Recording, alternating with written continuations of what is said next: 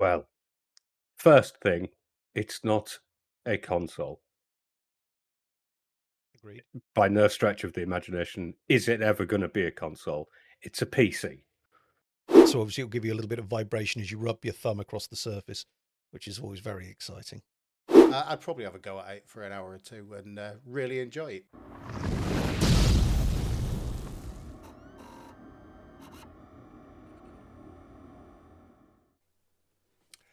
How's a bloody about it there, YouTube? Welcome to this week's episode of Slot It In There discussion.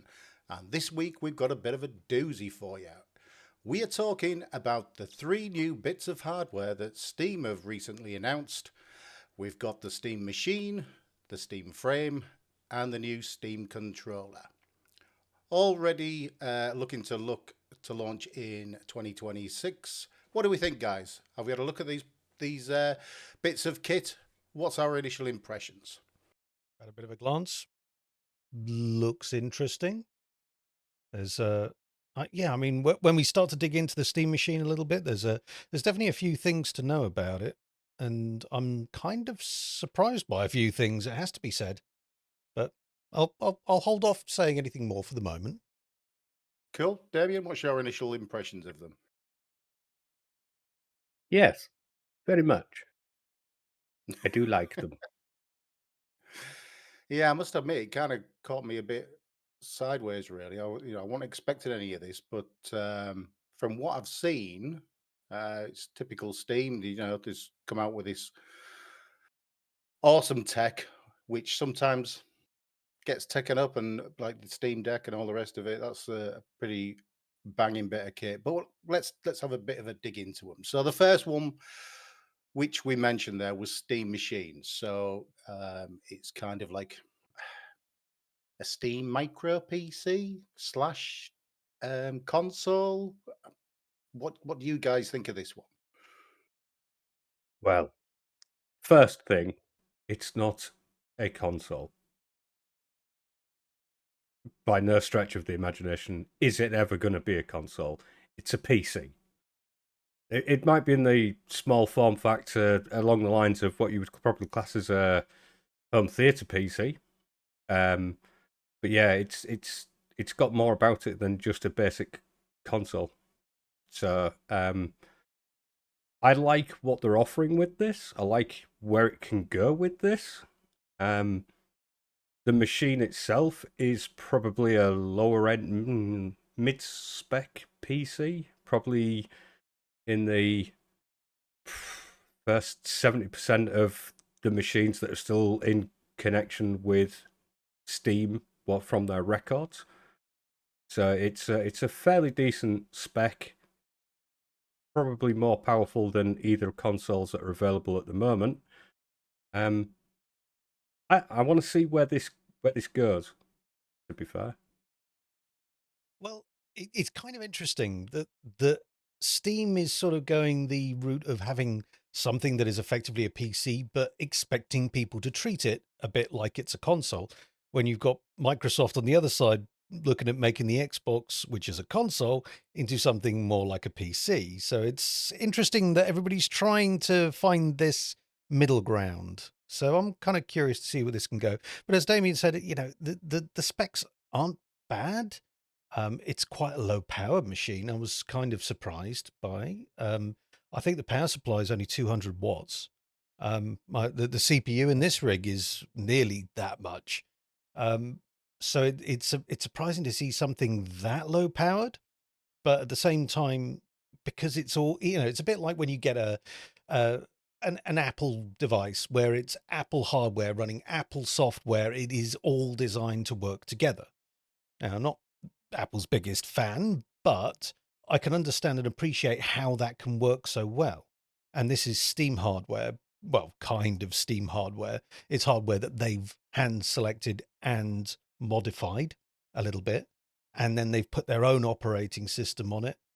It also is going to help in the long run for people developing games if they're aiming for something like the Steam machine. Then they know where to aim the graphical uh, capabilities of their game, much like people with playing on games consoles. If you've got a target, you know how to get that to work right. Whereas if you've got all sorts of random mishmash together spec like I do here, who knows? Yeah. Um, I kind of agree with you guys. It is definitely a home PC, well, micro PC, whatever you want to call it. But I definitely think Steam are aiming it at more console friendly type gamers, for that plug and play kind of attitude where you put it downstairs in your living room next to your big screen TV and you just boot up Steam OS and pick the game of your choice and off you go. There's, very little input from the gamer from that perspective, whereas PC gamers are, notoriously more hands on, especially with the hardware and the choice of rig that they end up building or getting built for them or whatever. So, yeah, I kind of agree with you guys. It's interesting to see Steam marketing it this way, as being this hybrid, for want of a better word, PC slash console. It looks interesting, though. But before we dig into it a bit more about, maybe tech specs and stuff like that, let's go on to the next thing. That's they've announced, which is quite a big one as well. That's the Steam Frame. Tim, do you want to take up on this one? I know you've got heavily involvement in VR. Well, I don't know about heavy involvement, but I do have my Quest 3 lurking down here. And it's interesting to see, when you put the specs up sort of side by side between the Quest 3, which is probably the closest of all the available headsets with inside out tracking and that kind of stuff. Obviously the Steam Frame is going to be a bit more powerful. The Quest 3's got like a Snapdragon XR2 Gen 6, I think, which is 6 core as opposed to the 8 core Snapdragon that we're getting in the Steam Frame. And there's quite a few other nice to haves and a few things that are, again, kind of a surprise. Not as maybe competent as, well, not competent, maybe the wrong word. Not as extravagant, perhaps, as I imagined something of this generation to be. Damien, not known for being particularly interested in VR in the past, but you had a chance to have a look at over this one, and what's your thoughts? To be honest, VR still not my cup of tea. These are just glorified spunk goggles to me. It's just a niche market. It's not my cup of tea. The specs of them look okay, but if you're not interested in it, you're not interested in it. I do think they've pulled a few bits where they could have done better, spec wise, like Tim said, but I think that could be an effort to keep the price down. Yeah, that's an interesting one. Now, obviously, we don't know any prices as such. I think they're due out for 2026, the earliest 2026, as far as we know. Yeah, my impressions. It looks really nice. I mean, the last Steam VR kit was pretty good for what it was. Yeah, I'm in the same boat as you. It's one of those gaming environments where it's nice to play with for a month or two, in my opinion.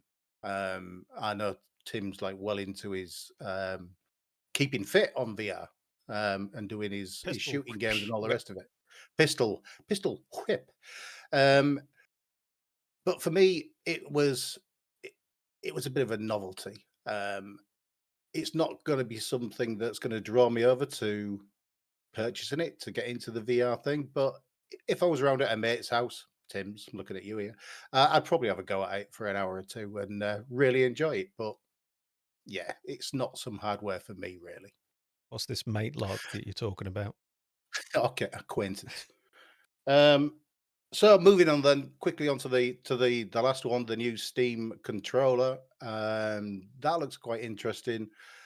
Um, from my point of view, obviously, I'm not a controller player, as it's been established many times in the past in our videos. I just suck at controller games, but it looks a nice controller. It looks they've got some nice innovations on there. I've got like magnetic thumbsticks on it to reduce Yeah. drifting and stuff like that, and track pads and things like that. So you can move mouse cursor and things like that a lot more easily.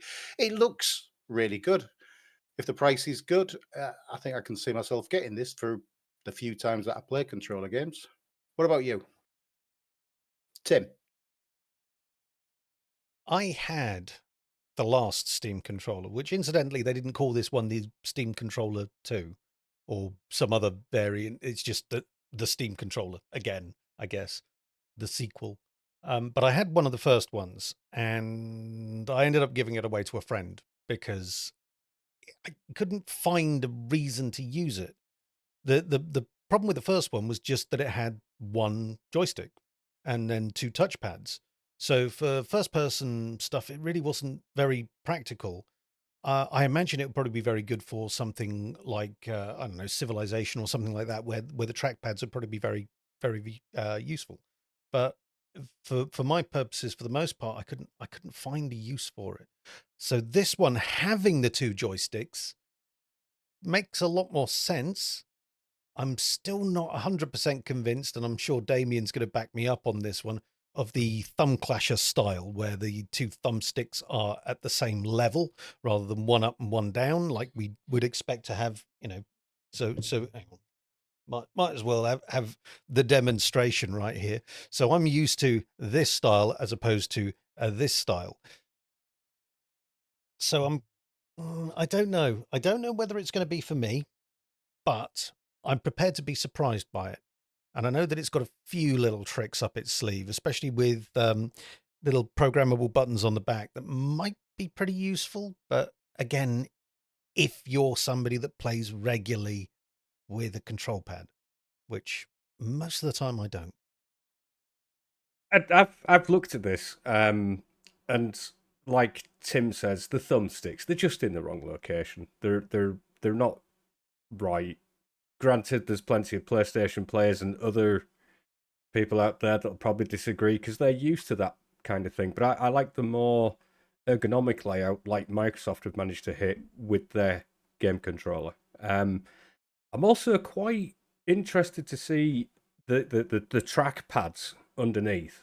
The location of those, yes, they're slightly down, but they're just over an inch square. So where your thumbs go across to where the controls are, is the bottom of your thumb going to tap those and interfere with the gameplay? Yeah, it's sort of That's because you're thinking they're sort of here. yeah, yeah. So And they're on a slight slope away. So I'm hoping there's enough room where, or the sensitivity is not high enough that your like your palm kind of can interact with what you're doing at the same time. I like the rumble features and some of the haptics that they've included on it. They've segregated the button systems out, so they're actually in a very usable place to access whilst you're gaming, so you can get to your messages, activate the sidebar for your settings, and other bits and pieces in Steam's big picture mode. It looks great, the programmable buttons underneath. The only thing I'm a bit skeptical about is the gyroscopic aiming and things. I think that could be a feature that's over time you'll get used to using, but currently I don't think I've ever needed to use it with anything. But it does look like they've taken the Steam Deck, took the fun bit out in the middle, and just put it together. But I do like the design, the look of it. The thumbstick placement is the only thing that I suppose after a time of using it, you'd get used to that layout. But I don't know. I don't know on that side of things, but I do like the look of the pad and what features it has to offer. Again, what price is this going to come in at? Yeah, that's the $64 million question, isn't it? What price is all this going to come in Well, at for hopefully they each won't be of that these? much. Okay, so moving on, then we'll skip back to the Steam machine. Let's dig down a bit into the tech behind this. So as we've said, it's kind of like a mini PC, mini home theater PC in essence. So there seem to be put in some fairly decent spec, as you've sort of suggested, Tim. It's an AMD Zen 4 CPU, I believe. RDNA 3 GPU, 16 gig of DDR5 RAM, 8 gig of VRAM. As far as I understand, anybody else got any other tech specs on it? Yeah, I can run through a few. So the CPU looks to be 6-core 12 thread, as you said. Power seems to be about TDP, give or take 30 watts. It seems probably to be as close as you can get to something like a Ryzen 5 7540U, thereabouts. In terms of the RAM, we're expecting it to be 6,000 megatransfers per second because that's the sweet spot. So why wouldn't they aim for that? The GPU, interestingly, it's probably something like or similar to an RX 7400 or maybe something like an RX 7600 mobile. The mobile seems to make a little bit more sense because of the low power draw that we're expecting from this machine. Like I say, the power supply is only 200 watts, and I think most of that's going to go towards the GPU. I think they said it will go up to like a 110, whereas the mobile 7600 is about 90. So that's sort of what I'm expecting from this thing. So, I mean, theoretically, you could build something very, very similar to this with, what we've got available on off the shelf today. The only problem is I imagine the CPU will be soldered to the motherboard. That would be my expectation if it's one of these kind of mobile chips. It would save cost for them to solder them on anyway. So they probably won't be a bracketed or CPU that you can upgrade later. But apparently the RAM, you can upgrade that. That's socketed, so you could, get the cheaper option. Then later down the road, get a 32 gig kit and stick that in. And also the NVMe's, you can replace those. So again, could be one of those where you buy the cheap one, save up for a few months, and then stick a 4 terabyte drive in it. Yeah. The only thing that I couldn't spot about the RAM is whether it was SODIMMs or regular, but I'm guessing if it's 6,000 megatransfers per second, that it will have to be like full fat RAM as opposed to SODIMMs. That's what I'm expecting. I've got a sneaking suspicion this is actually going to be SODIMMs. Well, it's only that I haven't really seen any 6,000 megatransfer per second SODIMMs, but I also haven't seen confirmation that it's going to be 6,000 megatransfers per second. So, don't know. I'm thinking form factor and how they've got it all squashed together. I don't think there's enough space for them to physically put a full size RAM stick in there. I think it's definitely going to be SODIMMs of some description. Which sort of suggests that the RAM may be upgradable, but you're probably not going to be able to upgrade it to anything better. Because generally speaking, with SODIMMs, you more or less top out at 5,600 megatransfers per second. So maybe that's what they're going to have. Volume, though, innit? Cool. Okay. Let's move on to the next one then. So the next one we discussed was the Steam Frame. A bit of tech about this one. So it's ARM-based, I believe, Snapdragon 8, 16 gig of RAM, 2160 by 2160 pair eye screens with the pancake lenses, and a 72 to 144 developer refresh rate, and contains other things like in-out eye tracking and all that kind of stuff. Anything else which has stood out to you, Tim, as tech leaps forward really from this new VR headset? Well, this 16 gigs of RAM is a massive improvement, considering like my Quest 3 is 8 gigabytes. So that's going to offer a lot. The extra 2 cores on the Snapdragon Series 8 is going to be a big deal as well. I imagine that because they're supposed to be able to run some games using the Proton layer natively in the headset. I don't know what kind of games we're going to necessarily be able to expect to do that kind of stuff, because we're talking about also non-VR games. So you just have a floating big screen in front of you that you can just play the games on. But I know that they want to make it so that they can run Half-Life Alyx directly on the headset without it having to be streamed from a computer, which could be very interesting. I mean, if they can get that running, that will be quite impressive. But aside from that, it does have quite a lot of similarities to the Quest 3. The FOV is a little bit wider vertically because it's 2160 pixels per eye squared for the Quest, whereas I think the Quest, sorry, not for the Quest, for the Frame. The Quest is 2064 by 2208 horizontally. So they cover more or less the same, but the field of view is just going to be slightly taller with the Frame. That could be good. I was surprised that they're only using. Interestingly, with the Quest 3, they use monochrome cameras to do inside-out tracking, but then they use color cameras to give you pass-through to the headset. Steam have not, well, Valve have not bothered with that. They're just using monochrome cameras, and that's what the pass-through is going to be. You'll just get monochrome. It'll be interesting to see how that looks in the headset. I imagine it might look a bit better than the monochrome on the Quest 2.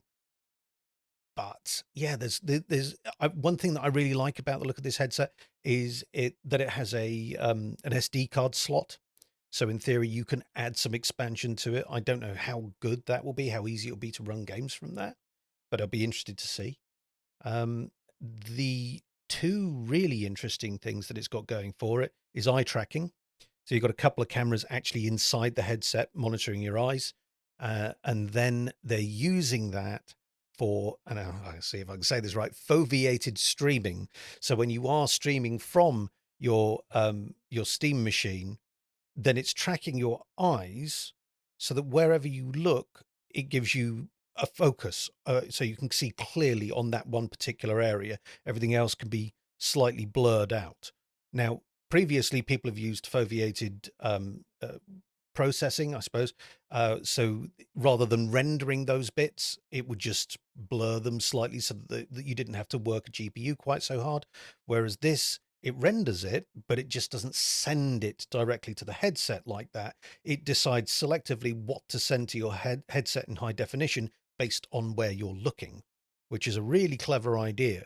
And I'll be really interested to see how that works. From what I've seen, everybody's been saying, oh, we've been trying to catch it out by jerking your eyes around all over the place and trying to make it not be able to get that bit into focus in time.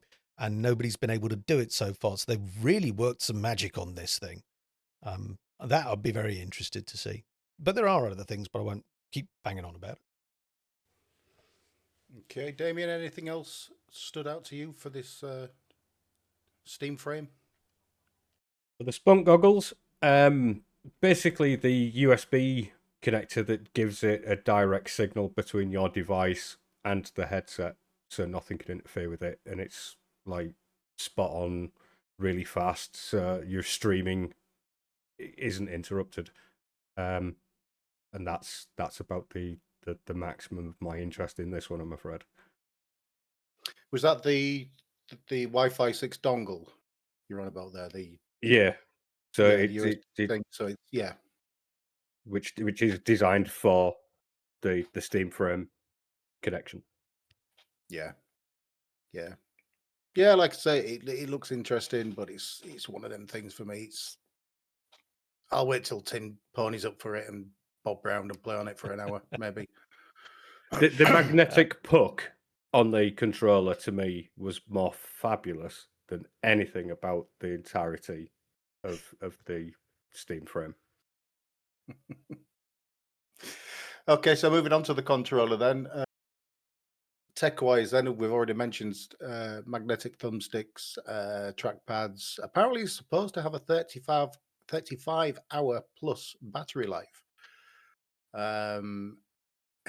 High definition haptics, as you kind of mentioned there before, Damien, and apparently it's got some kind of like grip, not tracking, grip detection or something. So it knows whether you've just got it in one hand or two hands, or how you're gripping it, Grip how that sense, affects things. they're calling it. It's what? Grip sense. So Grip capacitive sense. areas.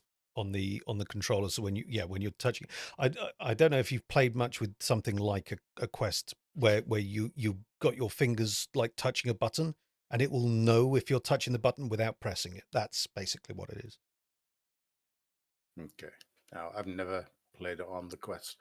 Anything else about the controller that's standing out to you guys, Damien? Not really. The puck for charging, brilliant, and it's also dedicated between that particular pad and the actual machine that you're connected to. Um, I think I've covered everything that I found amazing about that particular tech earlier. So, looking forward to see how good this is. Tim, any last thoughts on the controller? Uh, yeah, I mean, Damien mentioned like the gyro a little bit earlier, and the gyro is something that I'm kind of interested in just a little bit. I know that there are people out there that swear by that on other controllers. I think, is it the PlayStation controllers do that kind of stuff? I don't know whether the new Xbox ones do or not, but I think PlayStation 5 controllers have some sort of gyroscopic thing in them, and people use this typically for sort of fine aiming.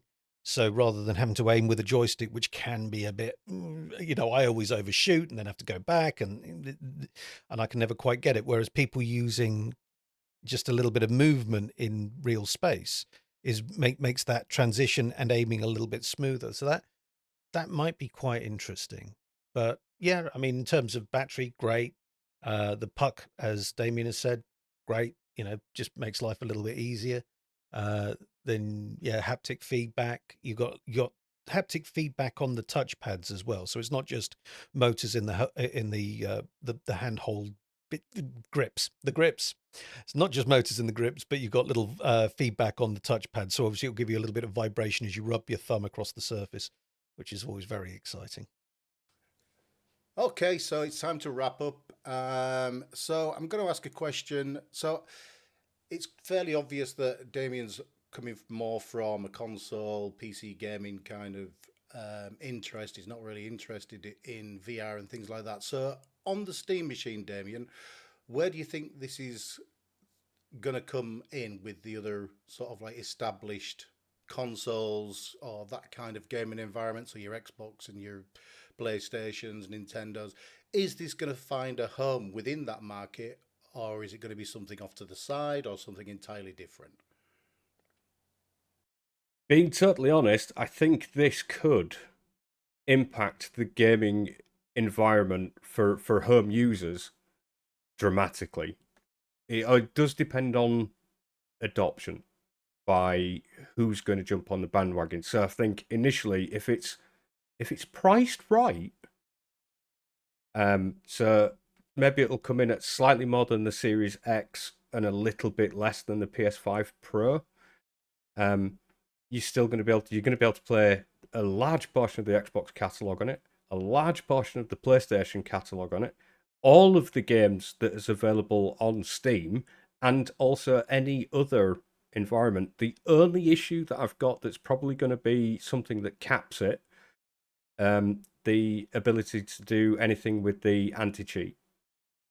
That's the only thing currently that's going to hold this back. But if it's priced right, marketed properly, I think a lot of people will migrate. Well, not necessarily leave PlayStation or Xbox behind for it, but I think it's definitely going to be one of those things that's added into the living room,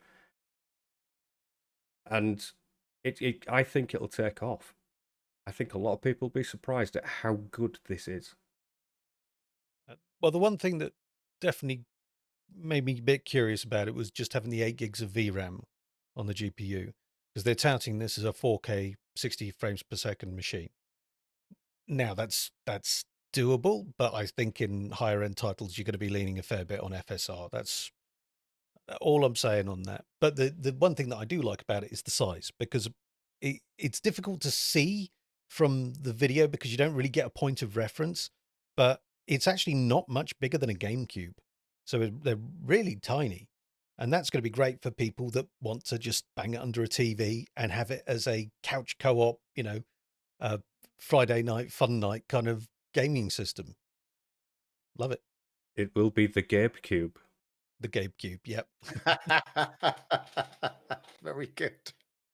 Okay, moving on to the VR headset then. We'll switch over to Tim for this one because he's got more of an interest in this kind of technology. So, where do you think this is gonna this bit of kit's gonna sit? Is it gonna be the new Big Mac Daddy of the VR gaming in 2026, Tim, or does the Meta Quest 3 still hold its own against it, or is it going to be something totally different? What's your thoughts? It's a really good question. Is it going to outdo the Quest 3? And that's going to be a really hard question to answer because the Quest 3 can kind of do almost everything that they're touting the Steam Frame can do, minus a couple of things. So that it's going to be difficult to beat the price point that Meta have put up on the Quest 3. So that's what this is going to come down to, I think, is cost. My guess, if I was a gambling man, I would say that this at launch will be somewhere around 500 Great British pounds, probably between 600 and 700 US dollars, thereabouts. That would be my guess. I'm not 100% on that, but the problem is that's more or less where the Quest is, and a lot of people have already got a Quest. So do you upgrade for something that may be kind of a lateral move, or do you stick with what you've already got? That's the real question. I think we're going to see a lot of Quests on eBay in the near future. That's all I'm saying. Yeah, that's an interesting point, though, isn't it? Because if it's not that next gen VR that like maybe the Quest 3 was over the other competitors, is there a real point? But like you Well, say, I don't know. the I one don't know. thing that they have got a little bit excited about is the inside out tracking. Obviously, that is something that the Quest 3 and even the Quest 2 did. But obviously, outside in tracking has generally been considered a lot better than inside out. Whereas what they're saying with the frame is that the inside out tracking is as good as the outside in tracking on the index. So that could be a selling point on this. And if what they're saying is true, I'd be hard pressed to say no to buying one at some point in the future, but I'd probably have to sell the Quest 3 to do it. Okay, and finally, the controller. It's a controller. It is what it is. It'll probably be fairly decent, but will it knock the likes of the Xbox controller or the PlayStation 5 controller off the top spots? No, because they've been doing it for God knows how many years, and they do it very, very well. So I think it'll have its place in the marketplace, but I don't think it's going to make any major changes to the landscape, to be honest. Anyway, we could literally talk and talk and talk about this for many, many, many more hours, but we're not going to do that. What are your thoughts? Are you going to be investing in any of this new hardware from Valve in 2026? Some of it looks really tasty. Some of it looks a little bit quirky, and some of it's a bit meh. Let us know what your thoughts are down in the comments below. As always, we will respond to them, and we always look forward to reading them. So please do leave one if you can. And don't forget to like and subscribe and tickle the bell, as Damien says, to be notified when we release new content. But for now, from Slotted In There, bye-bye. Bye bye. Peace out.